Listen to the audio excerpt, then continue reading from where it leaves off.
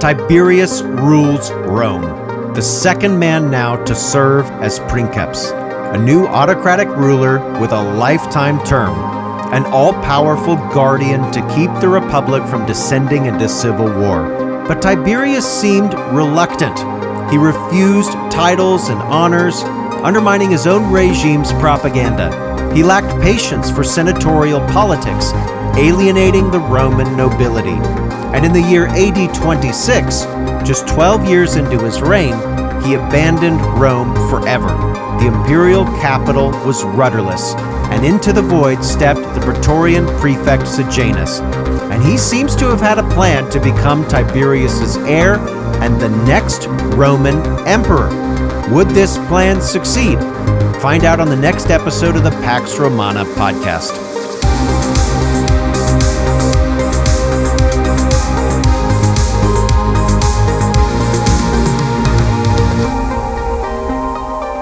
Episode 10, An Age of Conspiracies. In the years after Tiberius took over from Augustus, the new princeps designated two different heirs.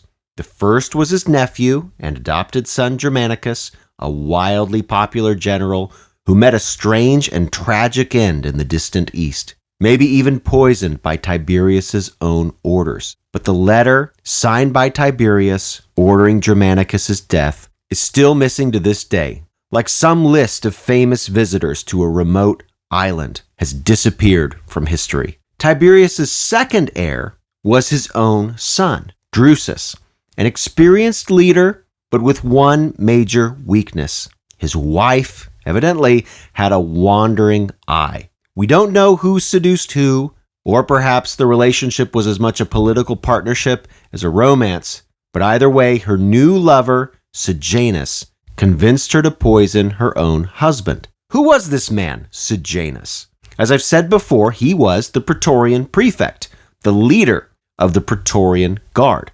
The praetorian guard were the personal soldiers of the emperor. They numbered around 1 legion, that is about 4,000 to 5,000 men in total. They were the only soldiers legally allowed to bear weapons inside the sacred boundary of Rome. Most praetorians were military veterans, personally recommended to the emperor by his generals or his officers. These were Rome's most elite and versatile soldiers. But they were also sent on unique missions, from espionage to assassinations. Praetorians were ever in the emperor's shadow, and the praetorian prefect, Sejanus at this point, came to know more about Tiberius than just about anyone else. So when Tiberius left for his island retreat at Capri in AD 26, Sejanus became a kind of representative and messenger for the emperor. He would journey back and forth from Rome to Capri. Historians suspect Sejanus used the emperor's isolation to feed both Tiberius and the Senate selective tidbits of information, and ultimately increase his own influence and improve his own position. Sejanus worked to undermine Tiberius's family members and his potential heirs. The most prominent of these were the 3 sons of the late Germanicus, the youngest of whom, as I said last time, was the boy Caligula. Now, our details are fuzzy, but in AD 28, the Senate brought charges against Germanicus's widow and one of Caligula's older brothers. Both of these people were exiled. A few years later, the eldest of Germanicus's sons was then exiled. So that's 2 out of the 3 sons, just Caligula's left. And both Caligula's older brothers then conveniently died under mysterious circumstances. Our sources suggest different modes of death, the most prominent being that they were imprisoned in a room until they starved. Germanicus's widow may have had an even worse death. She was tortured until she died. Caligula's eldest brothers had reached the age of manhood, but Caligula was still a teenager, and therefore he was unable to take up any inheritance. And perhaps this is one reason why he managed to survive at least this initial effort to eliminate Tiberius's heirs. Well, Tiberius also decided to have Caligula brought almost as a prisoner to his palace in Capri. The move probably ended up protecting Caligula from assassination, but at the same time, the boy spent his formative adolescent years trapped among the insane and excessive debaucheries of his elderly uncle. Sources suggest that Tiberius's island was far worse than that modern island destination I've mentioned a few times on this podcast. Now, some of the details of what Tiberius got up to in Capri are recorded in the biography of the imperial secretary Suetonius. These details are too perverse to actually read aloud on this podcast and maintain its reputation for providing PG content. I'll link to that source in the show note page for those that have a strong stomach. So the life of young Caligula was both saved and probably ruined at the same time. And we will see the effects of Caligula's troubled years in Capri in the coming episodes. Now, back in Rome, it became increasingly clear that Tiberius was never going to come back. This left Rome available to be taken. Now, not by force. Tiberius still commanded the legions, even though he didn't take the title of imperator. But if someone could rule in Tiberius's name, that individual's power in the city would be unrivaled. Who took that opportunity? You know, it was Sejanus. Tiberius's absence allowed Sejanus to fortify his position as a kind of de facto ruler in Rome. Members of the Senate knew how to read the situation. They were political veterans. They could adjust to shifts in power. And Sejanus' star was obviously rising and fast. So the Senate began to give their imprimatur to Sejanus' unofficial position as second in command of the empire. The Senate voted statues to be raised, both to Tiberius and Sejanus. They made Sejanus' birthday a holiday. Sacrifices were made to his continued health and safety. His image was carried by legions across the empire. These are not normal honors for somebody who is not in the imperial family. In fact, Sejanus wasn't even a senator at this point. But it seems that Tiberius approved and maybe even endorsed these honors because in AD 31, Tiberius used his imperial authority to make Sejanus consul, despite Sejanus not having any of the required prerequisites to hold the highest office. And Tiberius himself would serve as the other consul. And the Senate went further. They passed a decree preemptively making Sejanus and Tiberius consuls every 5 years. If Sejanus was going to rise any higher, it would likely be full adoption as Tiberius's heir. I imagine at this point, he could probably almost taste it. But that same year, AD 31, Tiberius's grandnephew, Caligula, reached age 18. And this is the Roman age of manhood. And so now Tiberius had a choice to make at this point. On the one hand, he could adopt Sejanus as his heir, and this would be a move that would put young Caligula in danger of eventual assassination, probably after Tiberius died. Sejanus would need to have all the loose ends tied up. Tiberius knew this would be the case because that seems to be exactly what happened after Augustus died and his extended family were conveniently murdered. Or Tiberius could go the other way. He could make the now 18-year-old Caligula his adopted son. But there were problems with this option. Sejanus was now independently powerful. He was consul. His image was carried around by the troops. He was integrated into Roman religion. He had the backing of the Senate, and he was prefect of Tiberius's own praetorian guard. It would not have been difficult at all for Sejanus to give an assassination order to one of his soldiers and engineer a full-on coup. Tiberius had a tough decision, but Tiberius would make that decision, and he crafted a plan to carry it out. The emperor sent a letter to the Senate, and Sejanus was made to believe that this letter contained the news that he had been waiting for, that new powers would place him as an equal to Tiberius. Sejanus bolted to the Senate House to hear the news read in person. And when he entered the doors, his praetorian guards were informed that rewards were waiting for them back in their camp, and not to worry about Sejanus because in their place, the town watchmen. This was a force of basically firefighters and what you might call peace officers in the city of Rome. Not really professional soldiers, but nevertheless, men who could be relied upon for security. Sejanus was told that those men would keep order in the city and guard the Senate House while the Senate met. The praetorians were probably still on the march back to camp when the letter was finally read in the Senate House. And instead of containing new honors for Sejanus, it was a warrant for his immediate arrest.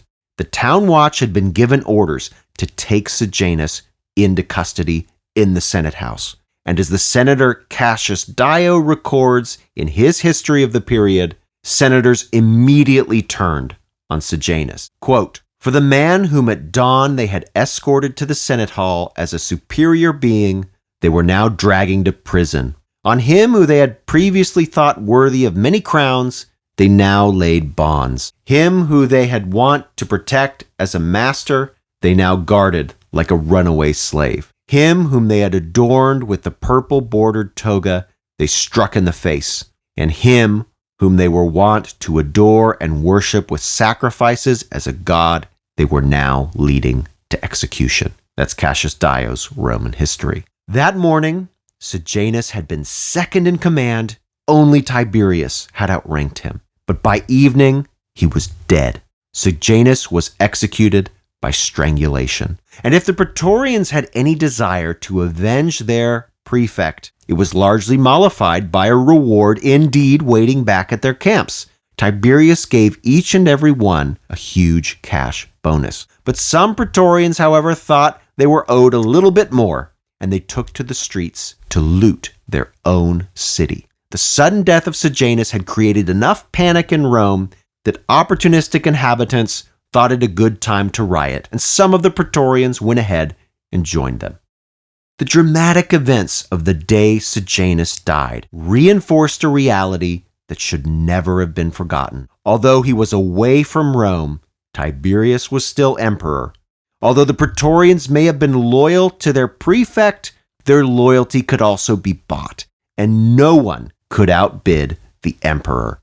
Although the Senate retained its noble reputation and status, its members were mere men, and often cowards at that. Men willing to toss aside their convictions and abandon those whom they once had honored if the balance of power changed one way or the other. This was the Rome of the Pax Romana.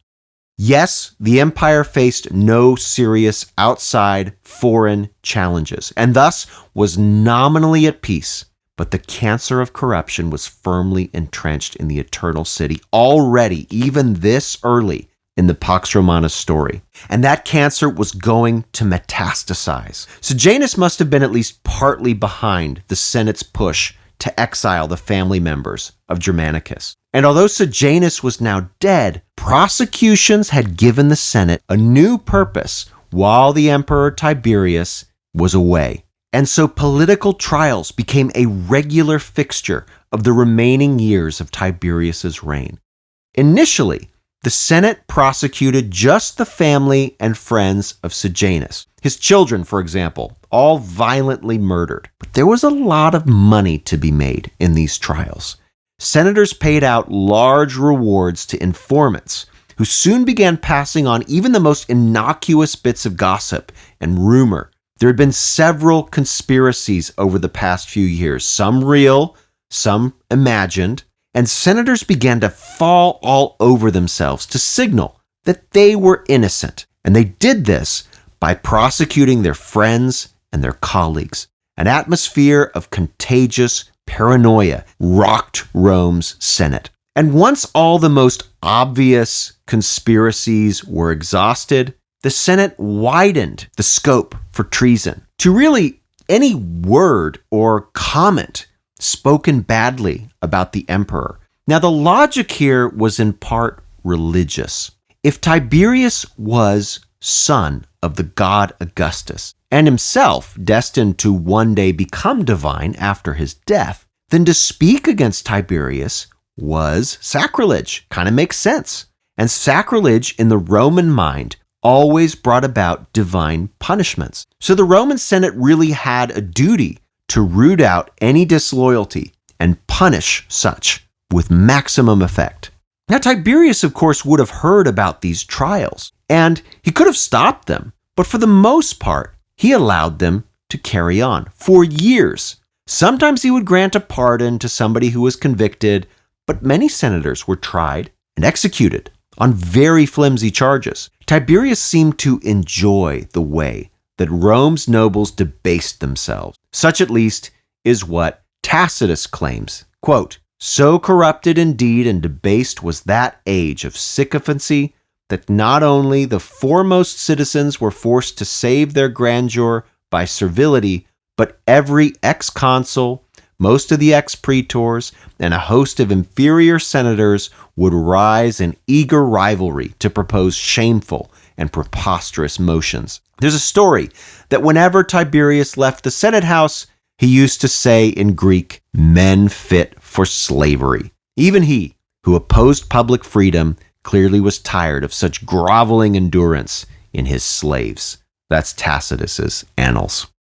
Around the year AD 35, Tiberius finally named heirs, and two of them, Caligula, son of Germanicus, was now 22 years old, and Gemellus, son of Tiberius's own son, Drusus, but Gemellus was underage, just 15 years old, and still legally a boy. And then 2 years later, in AD 37, when Tiberius was either 77 or maybe 78 years old, the emperor caught a terrible sickness, one that wasted him away. And that same year, 37 BC, Rome's second emperor, Tiberius, would die. But unlike Augustus, who was mourned, honored, and eventually divinized, we're told by the Roman biographer Suetonius that, quote, "The people were so glad of Tiberius's death that at the first news of it some ran about shouting, 'Tiberius to the Tiber,' while others prayed to Mother Earth and to the Manes to allow the dead man no abode except among the damned. Still others threatened his body with the hook and the stairs of mourning." That's Suetonius's life of Tiberius. What do some of those things mean? Tiberius to the Tiber might be obvious. This is a cry to have the emperor's body thrown into the river, like a common criminal. But even worse were the calls for the hook and the stairs of mourning. The hook refers to the practice of dragging a body through the streets by a hook, a gruesome and degrading way to die. It's an open question as to whether it's worse than the stairs of mourning. These were a flight of stairs that led into the Roman Forum. They're very public, and many of those who were convicted and executed for treason under Tiberius had been left to rot and be eaten by animals along those steps. And now, ironically, calls were made for Tiberius's body to share the same fate. Under Tiberius, the faux republican veneer that Augustus had carefully crafted and applied was finally stripped bare. Tiberius's corrupt reign exposed the new regime for exactly what it was, an absolutist autocracy. The emperor could get away with murder. He was not bound by the law. The Senate were not the noble guardians of a restored republic, but they were self-serving sycophants, if not outright slaves, as Tiberius had called them. This new regime was not preserving the Roman Republic. It had murdered it, and it was now desecrating Rome's remaining legacy. But the evils of Tiberius would very quickly be forgotten. A new emperor was in charge, Caligula. He had been well trained in the worst debaucheries of Tiberius. But whereas Tiberius had kept his dark secrets hidden with him at Capri, Caligula held no such scruples. The new emperor was so debased and so public about it at the same time that many believed Caligula not just evil, but insane. Was Rome now truly in the hands of a madman? Find out on the next episode of the Pax Romana podcast. Thanks for listening to the Pax Romana podcast. For more information, including a list of primary sources and further reading, check the show notes. Music by Red Productions and Exocore. Follow Dr. Colin Elliott on X at ProfCPE or email colin@paxromanapodcast.com. Listen to more episodes on Spotify, Apple Podcasts, or just about anywhere podcasts are available. Stay tuned for the next episode of the Pax Romana podcast.